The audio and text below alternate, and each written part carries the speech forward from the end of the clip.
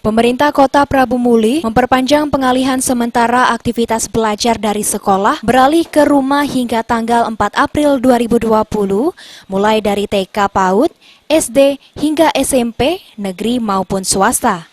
Hal ini sesuai instruksi dari Presiden Joko Widodo terkait pencegahan COVID-19.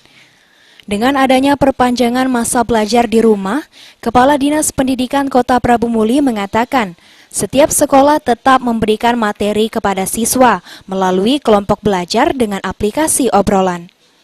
Kadisdik menghimbau kepada orang tua untuk memantau aktivitas anaknya jangan sampai banyak di luar rumah.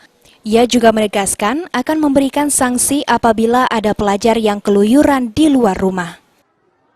Kami akan mensanksi mereka apabila memang mereka itu tidak bisa dijaga oleh orang tuanya di rumah. Kami akan bekerja sama dengan orang tua di rumah. Apabila orang tua tidak bisa menjaga anak-anak di rumah, ya jelas kami akan mengalihkan mereka ke sekolah lagi. Itu sanksi bagi kami.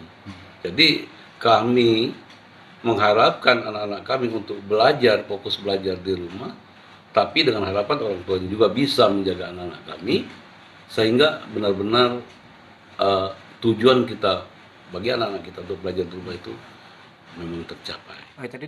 Selain salah satu langkah memutus rantai penyebaran COVID-19, kegiatan belajar di rumah bertujuan untuk mempersiapkan para siswa supaya optimal dalam menghadapi ujian sembari mensosialisasikan bahaya dan dampak pandemi yang menewaskan lebih dari 20.000 orang di seluruh dunia.